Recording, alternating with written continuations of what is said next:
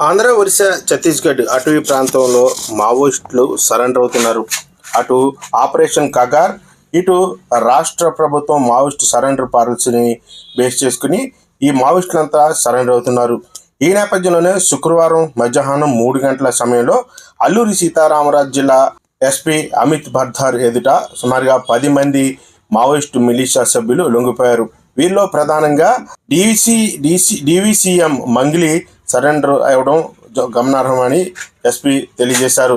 ఇతనిపై 10 లక్షల రివార్డు ఉందని, అయితే ఇతను ఇటీవల ఎస్జెడ్సిసి ర్యాంక్కి తరలించే ప్రయత్నాలు ఆ పార్టీ ముమ్మరం చేసిందని, ఈ నేపథ్యంలోనే ఆయన అంతకు ముందే లొంగిపోవడానికి సిద్ధం కాగా అల్లూరి జిల్లా ఎస్పీ ఎదుట వీరంతా లొంగిపోయారని, లొంగిపోయిన వారిలో సుకుమా ప్రాంతానికి చెందిన ఒక మహిళ ఉన్నారని, అదేవిధంగా త్రీ ప్లాటూన్ సంబంధించి మరో 2 మహిళలు, జననాట్య మండలి నుంచి కొంతమంది, మిలిషియా సభ్యులుగా కొంతమంది, ఇలాగా మొత్తంగా 10 మంది వరకు మావోయిస్టు మిలిషియా సభ్యులు అల్లూరి జిల్లా ఎస్పీ ఎదుట లొంగిపోయినట్టుగా ఎస్పీ అమిత్ బర్ధార్ తెలియజేశారు.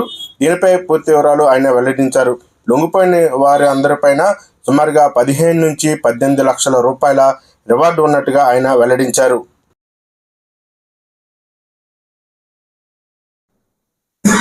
అతను సెకండ్ ప్లటూన్ సిఆర్సీతో వర్క్ చేసేవాళ్ళు. వాళ్ళ విషయంలో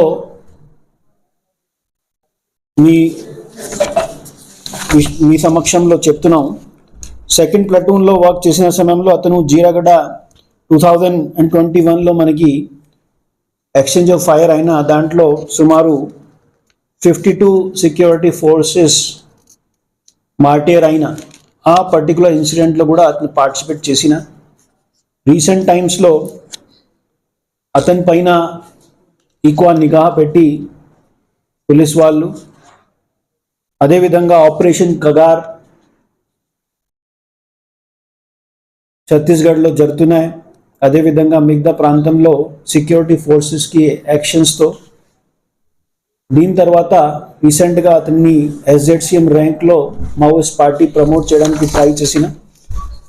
బట్ దీని ముందుగా ఈ మంగళి డిసైడ్ అయిన సరెండర్కి, ముఖ్యమైన సరెండర్ అవడానికి కారణం దాంట్లో ఆంధ్రప్రదేశ్ గవర్నమెంట్ తరఫున సరెండర్ పాలసీ, అదేవిధంగా డిస్ట్రిక్ట్లో జరుగుతున్న Prerana program, Saral program, Nirman program, ఇవన్నీ విషయంలో వాళ్ళు డైలీ న్యూస్ పేపర్స్లో వచ్చిన సమాచారం వాళ్ళకి తెలిసిన. దీంతో కొద్దిగా ప్రభావిత అయి వాళ్ళు బయటికి వచ్చి